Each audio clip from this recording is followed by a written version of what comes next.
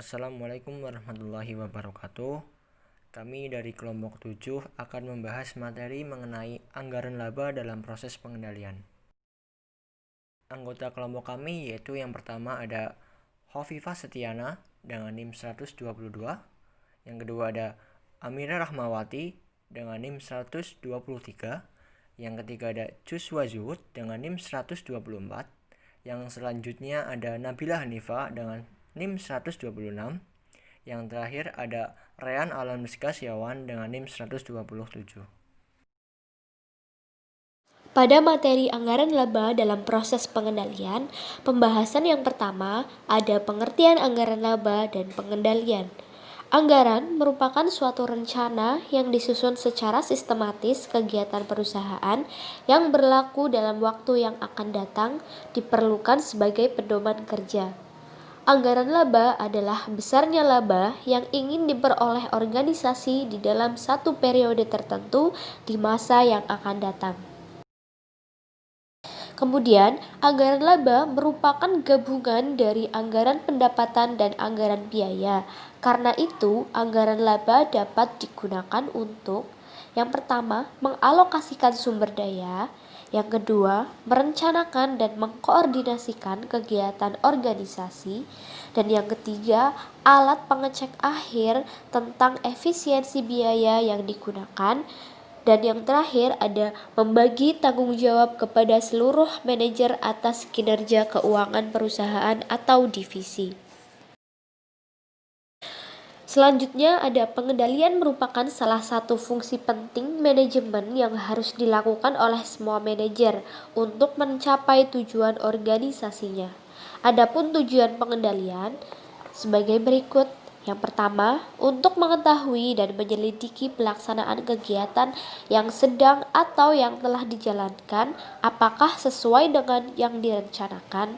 Yang kedua, untuk mengetahui apakah pelaksanaan kegiatan berjalan secara efisien serta untuk mengetahui peningkatan efisiensi di masa yang akan datang. Kemudian yang ketiga, ada memperbaiki dan menilai tepat waktu atau setidaknya suatu keputusan yang diambil. Selanjutnya, fungsi dan tujuan anggaran.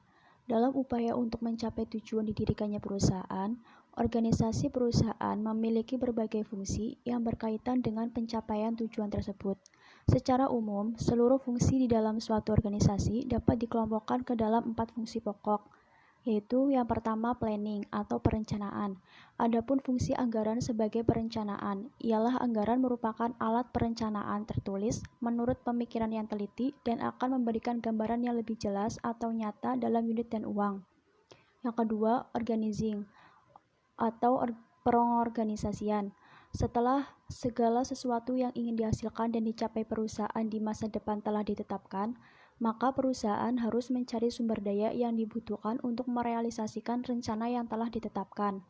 Yang ketiga, actuating atau menggerakkan. Setelah sumber daya yang dibutuhkan diperoleh, maka tugas manajemen selanjutnya adalah mengarahkan dan mengelola setiap sumber daya yang telah dimiliki perusahaan tersebut agar dapat digunakan sesuai dengan fungsinya masing-masing. Anggaran sebagai alat pelaksanaan ialah anggaran merupakan pedoman dalam pelaksanaan pekerjaan, sehingga pekerjaan dapat dilaksanakan secara selaras dalam mencapai tujuan atau laba. Yang keempat yaitu controlling atau pengawasan atau pengendalian. Anggaran sebagai alat pengawasan berarti mengevaluasi atau menilai terhadap pelaksanaan pekerjaan dengan cara yang pertama, membandingkan realisasi dengan perencana atau anggaran. Yang kedua, melakukan tindakan perbaikan apabila dipandang perlu terdapat penyimpangan yang merugikan. Menurut Darsono dan Ari Purwanti, penganggaran bertujuan untuk yang pertama, memaksa manajer membuat rencana kerja. Yang kedua, tolak ukur mengevaluasi kinerja. Yang ketiga, meningkatkan komunikasi dan koordinasi antar manajer. Yang keempat, membantu dalam pengambilan keputusan. Selanjutnya, metode penyusunan anggaran laba.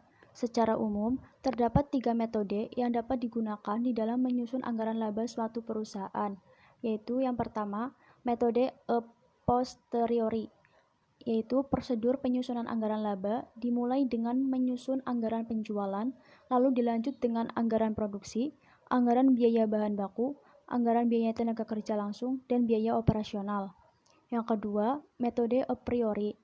Pada metode ini, laba ditetapkan pada tahap awal proses perencanaan dan berdasarkan laba yang dianggarkan tersebut, perusahaan membuat anggaran operasional. Yang ketiga, metode pragmatis, yaitu metode pragmatis adalah metode penyusunan anggaran laba di mana jumlah laba yang direncanakan ditetapkan berdasarkan suatu standar tertentu yang telah teruji secara empiris dan didukung oleh pengalaman. Kemudian keterbatasan anggaran laba. Keterbatasan anggaran laba sebagai dasar untuk penilaian prestasi dan sebagai sistem peringatan dini. Penting bagi manajemen untuk memahami keterbatasan ini dan melakukan tindakan yang sesuai guna menghindari akibat yang tidak diharapkan yang mungkin timbul jika proses pengendalian terlalu tergantung pada sistem anggaran laba. Selanjutnya yaitu ada administrasi anggaran laba. Yang pertama, pengendalian yang ketat. Dalam pengendalian yang ketat, tujuan laba dari manajer divisi dipertimbangkan sebagai komitmen yang ketat atas dasar mana mereka akan diukur dan sampai tingkat tertentu dinilai. Setiap bulan, prestasi sampai saat itu dan prestasi yang diharapkan untuk tahun tersebut dianalisis secara terperinci. Penyimpangan dijelaskan dan rangkaian tindakan korektif dipertimbangkan bila kelihatannya sasaran anggaran tindakan terpenuhi. Administrasi anggaran laba yang kedua yaitu pengendalian yang longgar. Dengan pengendalian yang longgar, anggaran pada pokoknya digunakan sebagai alat komunikasi dan perencanaan. Setiap tahun, anggaran disiapkan, ditinjau oleh manajemen senior, disesuaikan bila manajemen menganggap perlu, dan disahkan. Setiap bulan atau kuartal, hasil aktual dan ramalan untuk tahun itu dibandingkan dengan anggaran dan perbedaannya dianalisis serta dijelaskan. Kemudian ada administrasi yang dimodifikasi. Dalam hal ini, perusahaan tidak menerapkan pengendalian yang sangat ketat maupun yang terlalu longgar. Oleh karena itu, akan bermanfaat untuk menempatkan administrasi sistem pengendalian dari perusahaan pada suatu titik di antara pengendalian yang sangat ketat dengan pengendalian yang sangat longgar. Dengan cara ini, seseorang dapat menemukan berapa luas suatu masalah dan manajemen kemudian dapat memutuskan alat lain apa yang akan dipakai untuk mengurangi masalah yang mungkin terjadi sebagai akibat dari sistem administrasi. Kemudian ada teknik-teknik pengendalian tambahan. Poin pertama ada penataan organisasi.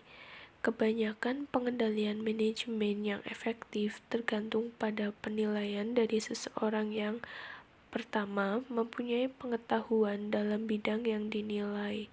Kedua, mengenal situasi dengan baik. Ketiga, independen. Kemudian, poin kedua, evaluasi keuangan secara berkala. Analisis ini didasarkan atas dua prinsip. Pertama, jangka waktu yang dicakup harus cukup panjang agar evaluasi benar, yang mencakup penggunaan waktu yang sama dengan rentang waktu manajer divisi. Kedua, evaluasi harus dilakukan semata-mata atas dasar prestasi yang ingin dicapai. Kemudian, teknik-teknik pengendalian tambahan. Poin ketiga, ada ukuran non-keuangan. Perbedaan pokok di antara perusahaan-perusahaan yang mengukur prestasi manajemen divisi pada bidang bukan keuangan adalah tingkat formalitas yang digunakan. Poin keempat ada manajemen berdasarkan sasaran atau manajemen by objective. Sistem formal dalam arti bahwa setiap manajer diminta untuk melaksanakan tindakan tertentu yang sudah ditetapkan dan untuk menyelesaikan dokumen tertulis tertentu. Selanjutnya yaitu penerapan anggaran sebagai alat pengendalian laba.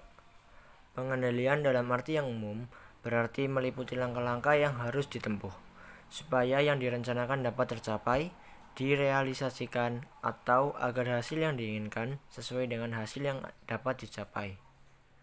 Anggaran laba dikatakan menguntungkan apabila nilai realisasi lebih besar dibandingkan dengan nilai anggaran yang telah ditetapkan sebelumnya.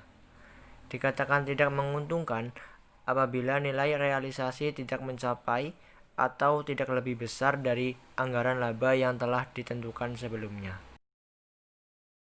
Kemudian, anggaran merupakan alat pengawasan atau pengendalian. Pengendalian berarti mengevaluasi atau menilai terhadap pelaksanaan pekerjaan dengan cara 1. Membandingkan realisasi dengan rencana anggaran. 2. Melakukan tindakan perbaikan bila dipandang perlu atau bila terdapat penyimpangan yang merugikan. Keuntungan pengendalian anggaran bagi perusahaan antara lain: 1. Dengan melakukan pengawasan atau pengendalian, apabila terjadi penyimpangan-penyimpangan, segera dapat diketahui sehingga dapat diambil tindakan yang bersifat korektif bila diperlukan. 2.